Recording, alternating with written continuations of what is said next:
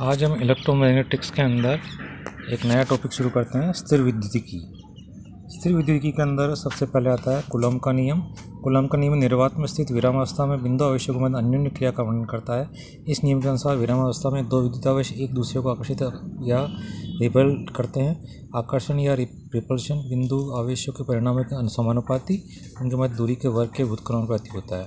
यदि दो बिंदु आवेश Q1 Q2 कंसिडर किया जाए, उनकी दूरी R2 - R1 मैग्नीट्यूड पर स्थित है, तो आकर्षण या प्रतिकर्षण बल की value F proportional to Q1 Q2 proportional to 1/R2 - R1 का होल स्क्वायर, जहाँ पर R1 और R2 बिंदु आवेश Q1 Q2 के पोजीशन वेक्टर हैं, जैसा कि चित्र में बताया हुआ है।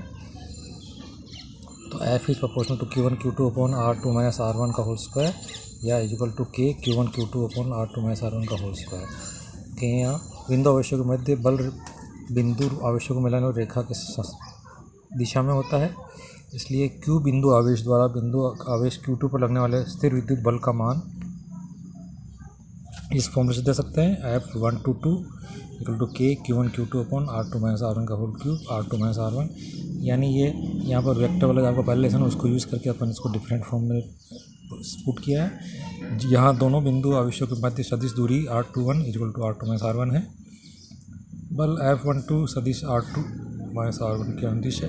यदि R21 के अनुदिश एकांक सदिश R21 यूनिट ले लिया जाए, तो F12 is equal to K Q1 Q2 upon R21 whole square R21 unit. इसलिए यदि बिंदु आवेश Q1 Q2 दोनों कोई धनात्मक या ऋणात्मक है, तो F12 की दिशा R21 के अनुदिश होगी और उनके बीच प्रतिकर्षण बल होगा। और यदि ये विपरीत प्रकृति के हैं, तो बल आकर्षण बल होगा, जबकि तब F12 की दिशा -R21 दी जाएगी। के नियतांक है यहाँ पर, इसका मान विभिन्न राशियों के लिए प्रयुक्त मात्रकों पर निर्भर करता है। F तथा R के लिए MKS पद्धति के मात्रक क्रमशः न्यूटन मीटर, आवेश के लिए मात्रक कूलॉम प्रयुक्त किए जाए तो K इक्वल टू 9 × 10⁹ होता है। F तथा R के मान सेमी ग्राम सेकंड पद्धति में Q का मान स्थिर विद्युत मात्रक में लेने पर K इक्वल टू 1 होता है। तो MKS पद्धति में F तथा दूरी को माइक्रो में यानी क्रमशः न्यूटन और मीटर होते हैं।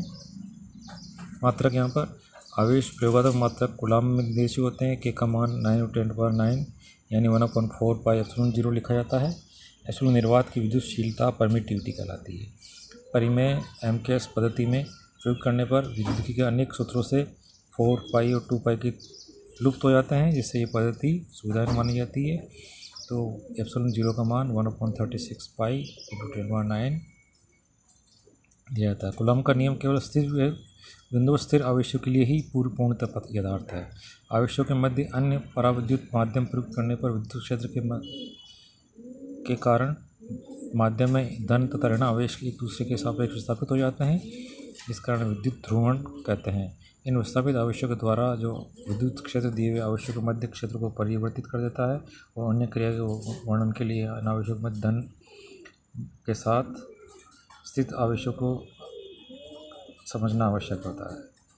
ठीक है, तो इस प्रकार से जो फॉर्मूला है वो अपने पास F equal to Q1 Q2 upon 4 pi epsilon 0 epsilon R R21 का होल स्क्वायर R21 यूनिट, यानी माध्यम की उपस्थिति से आवेशों के मध्य परिणामी बल निर्वात में बल के सापेक्ष एप्सिलॉन R गुना कम हो जाता है। एप्सिलॉन R माध्यम की आपेक्षिक विद्युतशीलता या पराविद्युतांक कहलाता है। और यदि इसको एप्सिलॉन से रिप्लेस करें तो ये माध्यम की निरपेक्ष विद्युतशीलता कहलाता है।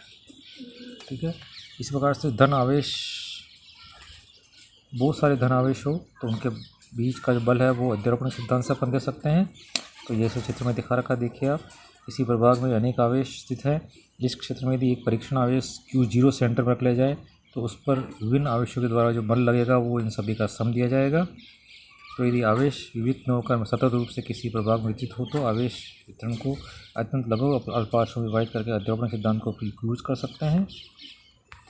ठीक है, तो यदि आवेश क्षेत्र में यदि आयतन dV का अल्पांश लें, तो प्रत्येकांक आयतन आवेश यानी आयतन आवेश रो कूलॉम लें, कूलॉम पर क्यूबिक मीटर लें, तो अल्पांश में आवेश का मान रो dV होगा। तो इस प्रकार से DF equal to K rho dV R unit upon R square दिया जाएगा। इस प्रकार से F की वैल्यू समेशन ऑफ DF, तो यानी ये फॉर्मूला मिल जाएगा अपने को। इस प्रकार से समेशन को इंटीग्रेशन में रिप्लेस कर सकते हैं। तो F equal to integration K rho dV Q0 upon R square R unit ठीक है, ये फॉर्मूला दिया जाता है। इससे अपन स्टडी कर सकते हैं कि बहुत सारे चार्ज है तो उनके लिए क्या